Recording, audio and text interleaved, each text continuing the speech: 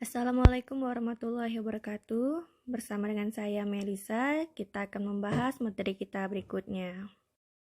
Di dalam manajemen sumber daya manusia, peranan individu ataupun tenaga kerja itu sangat penting karena mereka merupakan pencapai tujuan keberhasilan organisasi. Manajemen sumber daya manusia dengan manajemen personalia itu berbeda.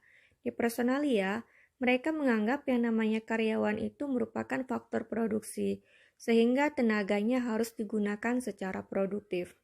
Berbeda dengan MSDM, mereka menganggap yang namanya karyawan itu merupakan aset yang sangat berharga, sehingga karyawan itu haruslah dipelihara dan diperlakukan dengan baik. Yang menjadi fokus pembelajaran dalam manajemen sumber daya manusia ini adalah segala sesuatu yang berhubungan dengan tenaga kerja manusia.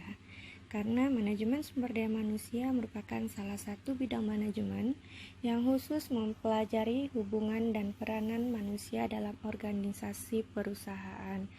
Oleh karena itu, manajemen sumber daya manusia menjadi pusat perhatian.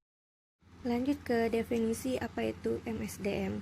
Nah, di sini kita mengutip menurut salah satu teori Hasibuan bahwa manajemen sumber daya manusia itu adalah ilmu dan seni mengatur hubungan dan peranan tenaga kerja agar efektif dan efisien untuk mencapai tujuan perusahaan, karyawan, maupun juga masyarakat.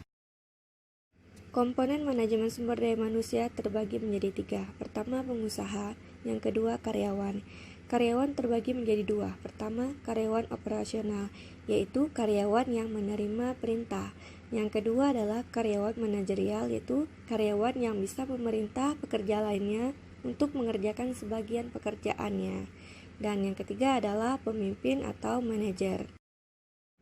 Peranan manajemen sumber daya manusia di sini mengatur dan menetapkan program kepegawaian yang mencangkup menetapkan dalam hal jumlah, kualitas, dan penempatan kerja, kemudian penarikan, seleksi, dan penempatan kerja, hingga nantinya pendidikan, pelatihan, dan penilaian prestasi, mengatur mutasi, kemudian juga pensiun, pemberhentian, dan pesangon, dan lain sebagainya. Pendekatan MSDM terbagi menjadi 3. Pertama, pendekatan mekanis, yaitu mengganti peranan tenaga kerja manusia dengan tenaga mesin. Kedua, pendekatan paternalis, yaitu dalam mengarahkan bawahan layaknya antara bapak terhadap anaknya dalam mengarahkan.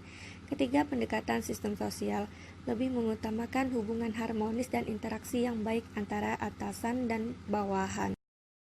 Saya mengutip fungsi manajemen di sini menurut Hasibuan itu ada 11. Yang pertama, perencanaan, pengorganisasian, pengarahan, pengendalian, pengadaan, pengembangan, kompensasi, pengintegrasian, pemeliharaan, kedisiplinan, serta pemberhentian karyawan.